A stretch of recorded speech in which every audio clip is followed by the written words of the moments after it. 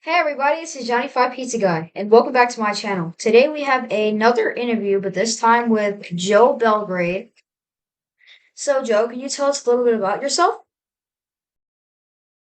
Yeah, absolutely. So I currently live in St. Kitts in the Caribbean, and I'm going here for veterinary school.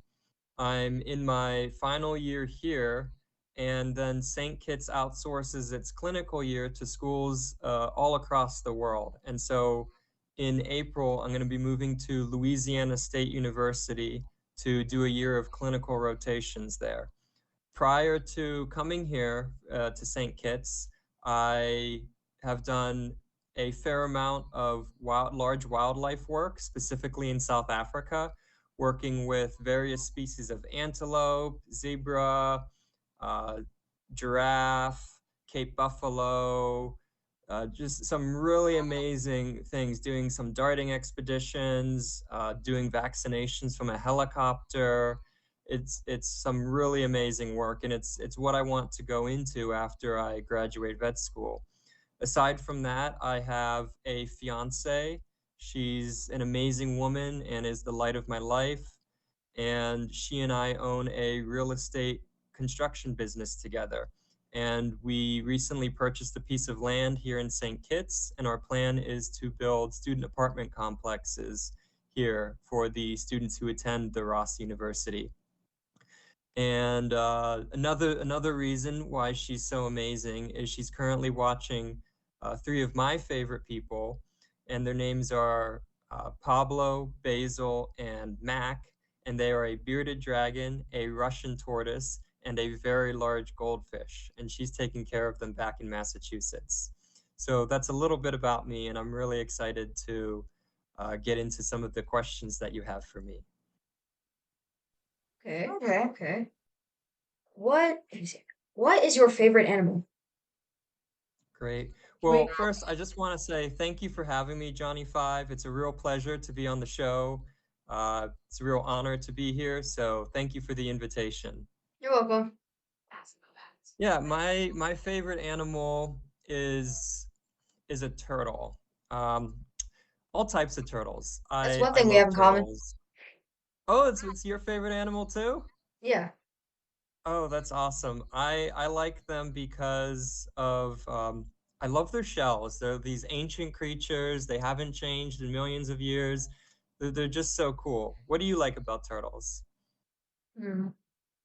I think it's like because they take things like slow. They don't really um they're not fast, but they're not like they don't like hmm. They don't have a lot of energy, which I kind of like that about them. And they're not. They probably can't get annoying since they're turtles. They don't really do much anything. Yeah, yeah, yeah. They're great animals. Mhm. What would you name it if you could name it anything? Your favorite animal? Oh, if I had a turtle now, because I do have a tortoise. They're not same same class of animal, but different orders. And let's see. So his name is Basil. If Hmm. I had another, I had a turtle named Max at one point, an eastern box turtle. And then if I had a turtle now, actually as a kid, I had a stuffed turtle whose name was Snap. I still have Snap. He was my favorite stuffed animal growing up. If I had to name a turtle now, oh, that's a really great question. Frank comes to mind. I think that would be a Right. good name for a turtle.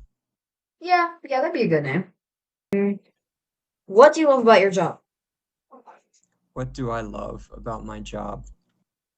So when I'm out, so I'll tell it in two parts. So there's the school education part and the when I'm actually in the field part. So the school education part, it's it's a little bit of a love-hate relationship. It can be very challenging at times, and oftentimes I am pretty exhausted. However, it is quite rewarding to to learn new things, and once I have learned something, to be able to have a conversation about it with people.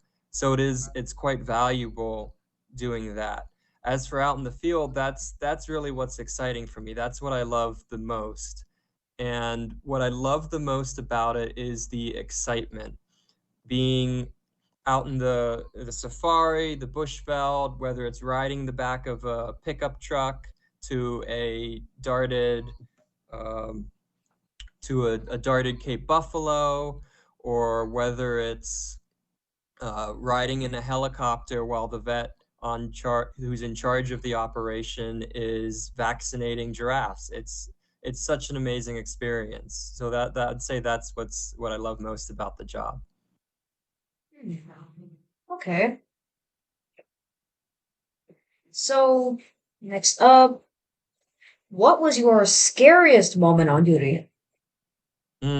The scariest moment is actually kind of the moment that had me fall in love with wildlife medicine. So I was I was in South Africa, and I was volunteering as part of this program at this wildlife rehab hospital. And we went to a neighboring farm that needed to move some Cape buffalo. Just these massive, they're like 1,200 pounds, just like these really large animals. And sometimes up to like 2,000 pounds. They're just enormous. And they got these big old, they call them boss. They got these bosses. They're like these giant horns. And um, this was the one of the first times I worked with the wildlife vet that I know there. And we had the purpose was we were going to move these Cape buffalo from one camp to another, and we had about 10 people. So there was two trucks with four people each, and there was the helicopter pilot was there. They had a helicopter, and the veterinarian was there, and I was part of the ground crew. I was in one of the trucks, and the veterinarian gets in the helicopter and flies off, and we don't hear anything. And then after a few minutes, the radio crackles to life, and it says, "All right, she's down. Move, move, move!" And we all hop in the back of the trucks, and we're driving out down along the fences, and we get out to where the Cape Buffalo is, and we've got all these buffalo running around, and the helicopter comes down. It's like herding the buffalo so that keeps the other buffalo away from what we're trying to do. We hop out of the truck, and my job was to, as it's said in Afrikaans, trek die tong uit, which means pull the tongue out. Hmm. And they do that because the Cape buffalo will produce a lot of saliva, a lot of spit, and if the tongue is left in the mouth, it'll build up in its mouth, and it can actually inhale it, which would be very bad for its lungs. So the purpose for me is to pull the tongue out so that the saliva will drip out of its mouth. And so then as I'm trying to do that, like, it keeps slipping out of my grip. But then the veterinarian there is like, "Move, move, move, she's gonna roll over." And she like rolls over, and like the vet tech pushes me out of the way, and he's like, "Quick, get the ketamine, get the ketamine." The ketamine is one of the drugs used to help knock the buffalo out. And so the vet runs over and injects the buffalo. There's a vein in the ear, and he injects the buffalo with some of the drug in its ear. And he's like, "Are you okay?" I was like, "Yes." And it's like, "All right." So we load the buffalo up. We get it in this giant hanger truck. It has like this forklift, and it picks it up and then moves over, and you drop it in the truck. And one of my other jobs was to be in the back of the truck and hold its head up so that I could keep breathing normally. And so I'm sitting on the side of the truck as we're driving along the edge of the electric fence. So all these farms are surrounded by these high voltage electric fences, and I'm holding on to the horn, and then the truck lurches to the side, and I fall off the side of the truck still holding the horn, and my legs are hooked over the side of the truck, and like the electric fence is like zooming by the back of my head.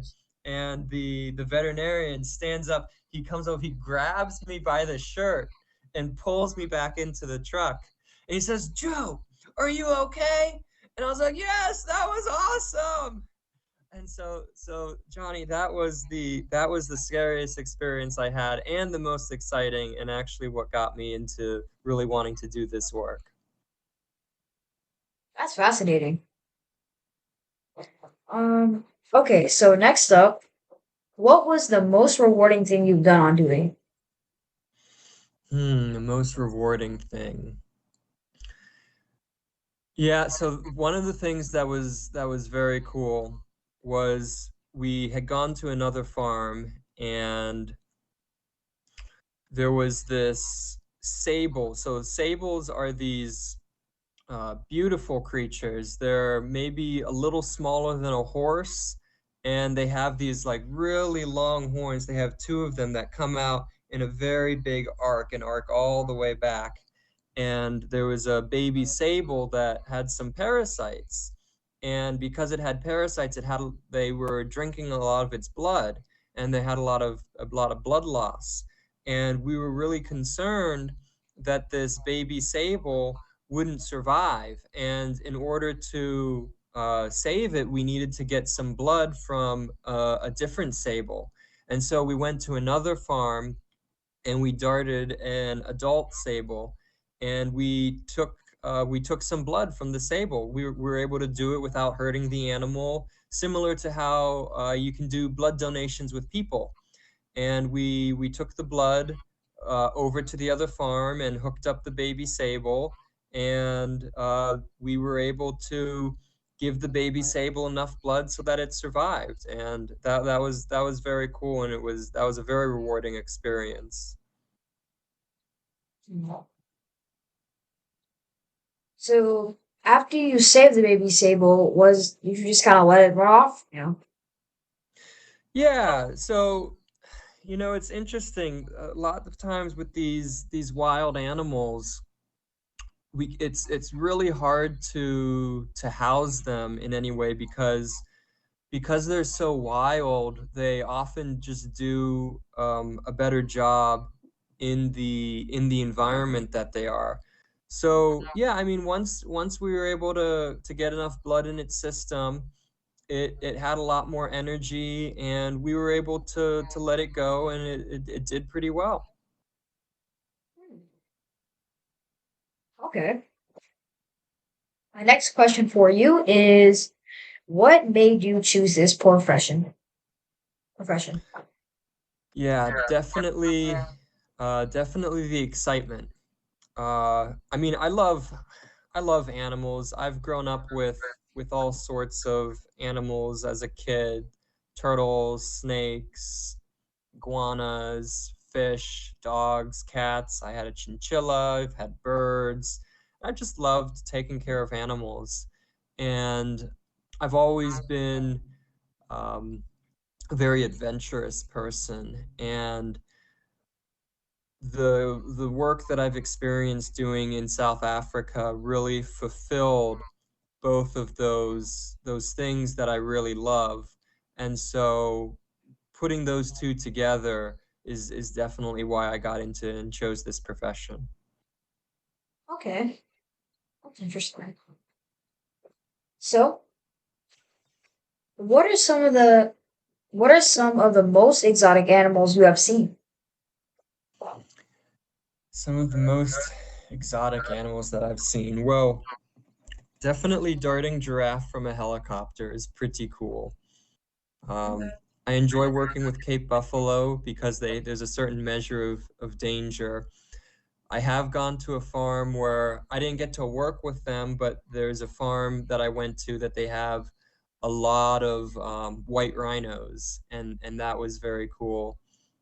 Uh, I've done a little bit of work with some zebra. Let's see, yeah, all different species of antelope. Yeah, there's been a lot of very cool animals that I've worked with, and I consider myself very lucky that I've had the opportunity to work with them. One of the things that the veterinarian who I've worked with said is his one of his favorite species to work with is black rhinoceroses because they have a really bad attitude, and he likes kind of the danger of working with them. And I haven't had the opportunity to work with them yet, and I would really look forward to doing some work with them. Hmm. Hmm. So speaking about the rhinos, if there's like poachers or something, are you the people that do something about that, or is there someone else? Yeah, so that can be really a really challenging situation. And poachers are a pretty big deal in South Africa. And uh sometimes, depending on the farm might have its own private security, and that will help ward off some of the poachers. A lot of times the veterinarians are not the people who are called when like to keep the poachers away, but a lot of times the veterinarians will be called after the poachers have come, and if the rhino is hurt, the veterinarians will be there to help the rhino, because sometimes the poachers, they'll cut out the horn on the rhino's nose, and it can sometimes be a very drastic. And so the veterinarians will come afterwards and help with them. A lot of the farms, as well as the national parks, will also cut the horns off rhinos safely. So the horn is basically similar to like our hair or fingernails. It's made of what's called keratin, and it's the same stuff that our hair or fingernails is made out of. And so you can actually cut it off without hurting the rhino. And so a lot of farms or the wildlife sanctuaries will actually cut them off so that when the poachers come, that they don't end up doing anything more because the horn's already gone. So yeah, it depends on what stage of the process it's in, whether the veterinarian will be called or not. Okay. Did you ever want a different job growing up? Yeah, I actually had some real challenges growing up in terms of what I wanted to do for a career, because when I was growing up, my understanding of veterinary medicine was uh, people who have an office and they treat dogs and cats. I didn't really think there were other opportunities for veterinary medicine outside of working with what we call, in the veterinary field, we refer to them as small animals. So small animals basically just means dog and cats. Exotics means like the little pocket pets, whether it's like birds or reptiles or ferrets or like chinchillas, hamsters, guinea pigs, uh, any of the little small animals. And then large animals would be like cows and horses and pigs and sheep and goats. And then wildlife is kind of everything else. So I didn't really know that that was an option. And so growing up, I actually kind of struggled with what I wanted to do. I considered doctor, I considered engineer. Actually, I went to undergraduate school. So I went to the Ohio State University undergraduate for biological engineering. And so I had looked at doing and being an engineer. And I later then, after I decided I wanted to be a veterinarian, I later added on zoology as a second degree. Um, but yeah, I considered a lot of different things, and I'm glad that I am where I am and have discovered veterinary medicine in the way that I have. But yeah, I definitely looked at some other options. Hmm. Okay. So, what made you choose your job?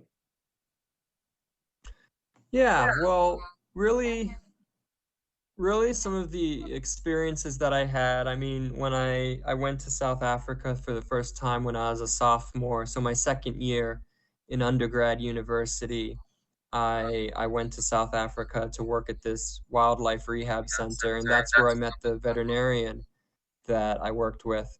But before that, I read an article in this magazine and it was this veterinarian describing how he wanted to be a wildlife vet for so long, and he went through vet school, and then he took this job over in Indonesia.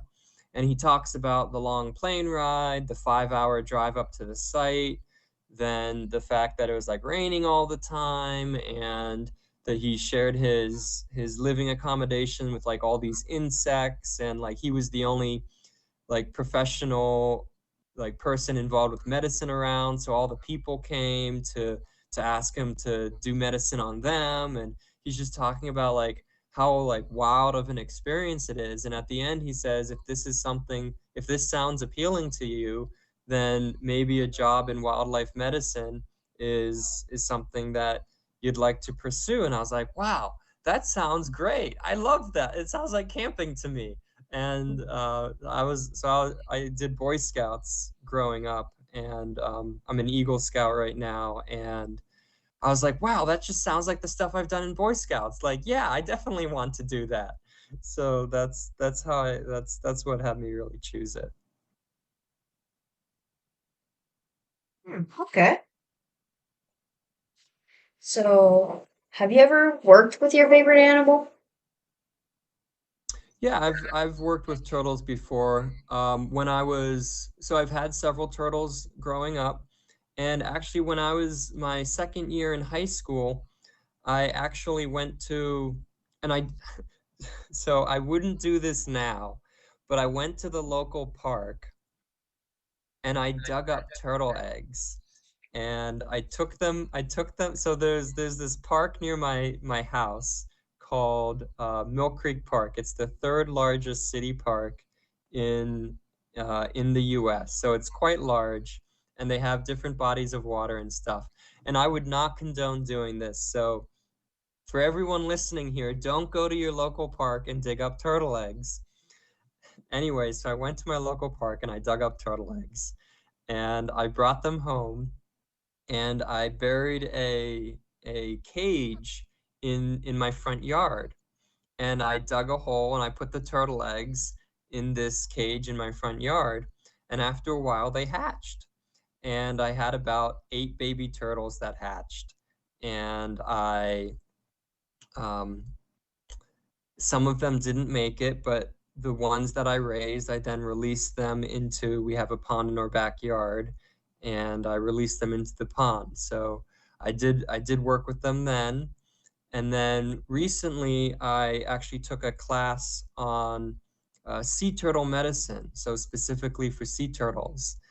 And I didn't get the opportunity to work with any of the sea turtles, but I did get the chance to do some sea turtle necropsies, which what that means is after an animal has died, we will go and cut them open and look and see like why they died, what happened. We can discover a lot about them.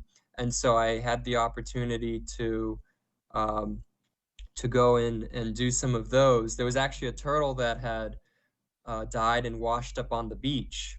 And we did one of these necropsies on the beach and took some of the tissue samples from its organs. And I know it sounds kind of gross, and it is. It's actually a very gross job, and it smells very bad while doing it. But there's a lot of valuable information that we can learn by doing it. And so that was definitely a very interesting experience. But yeah, so that was some of the times that I've gotten to work with turtles. Okay. What's it like to travel around the world? Oh man, it's it's amazing.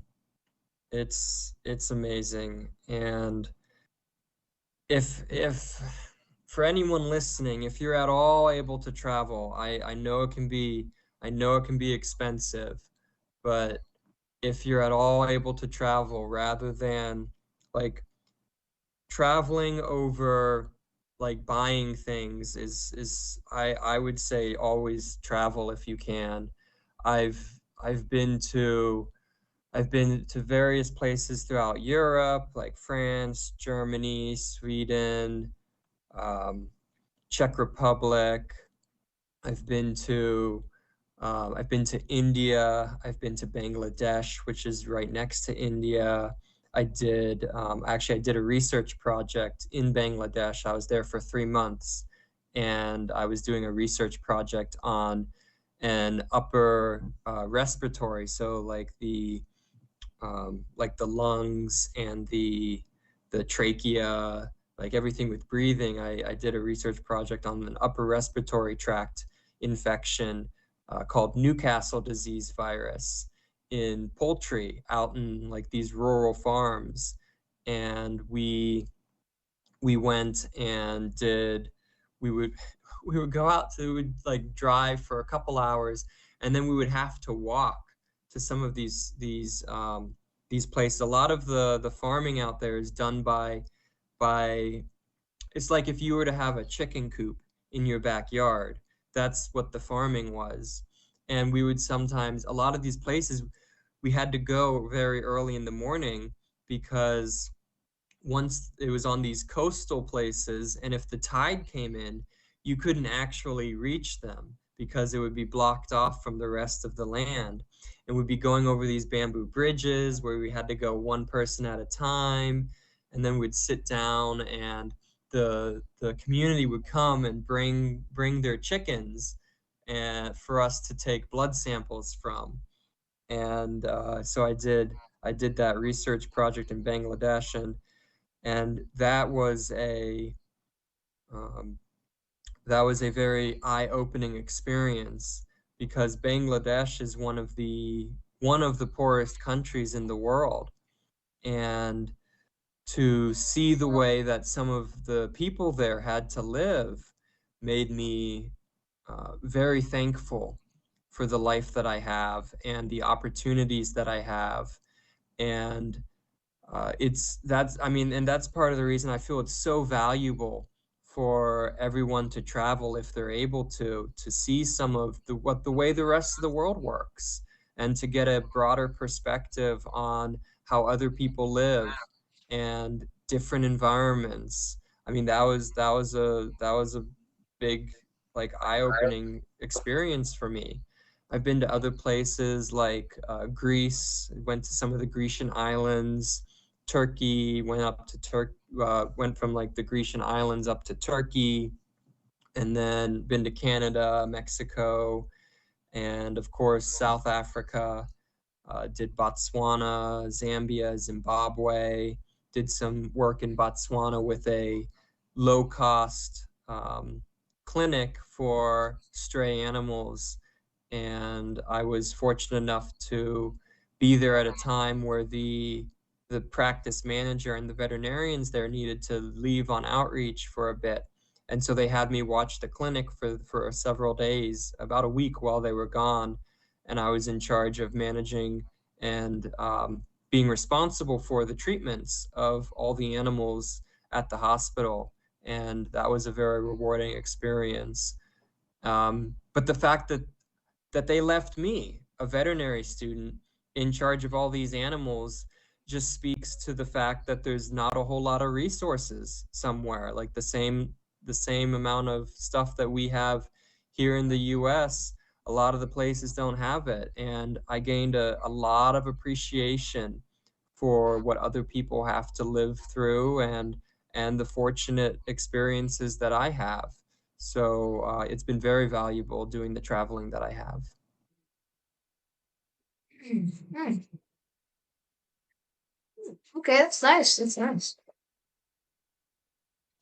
What is your message to the world? My message to the world is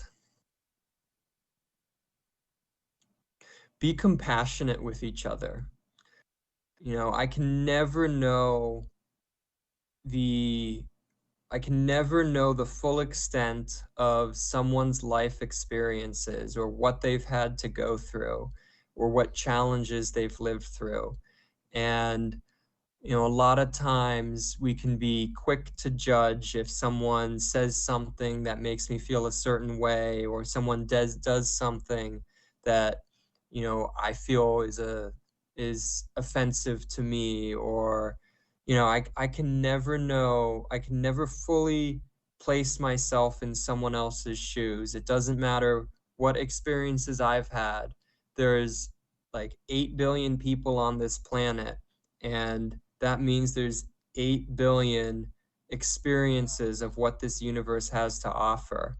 And so my message is that everyone treat each other with compassion, because we can never truly know what another person has been through or is going through. And in treating others with compassion, what I find is that others then treat me with compassion as well. And so when I'm maybe not having such a great day, or if I say something that I might not necessarily mean, then I know that people will give me compassion and the grace that, maybe I'm just not at my best today. And that's what I would like for everyone to give each other.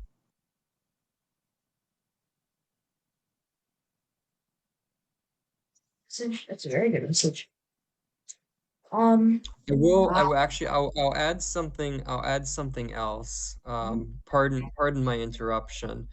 For all the young people watching this channel, I would also say to have as many experiences as you can. Uh, you never know what opportunities are going to present themselves in life.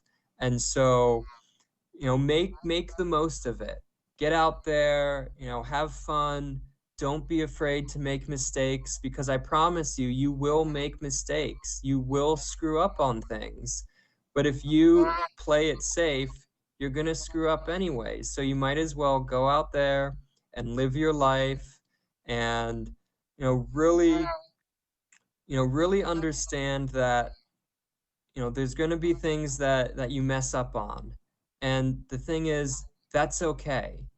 You'll make messes in life, and as long as you go and you clean it up, you take responsibility, you should absolutely take advantage of as many opportunities as you can to live. And so that was our interview. Thank you, Joe, for being a guest on the channel. And it was very intriguing. It was informative. It was yeah, intriguing, informative. Can't think of any other word. So, but yeah, yeah, that was very informative. Actually, I think that might be my favorite interview so far. Well, thank you, Johnny Five. It's been a real pleasure coming here this evening. I appreciate that you thought of me to come on as your interview, and I'm just really glad that I had this opportunity. Thank you. You're welcome.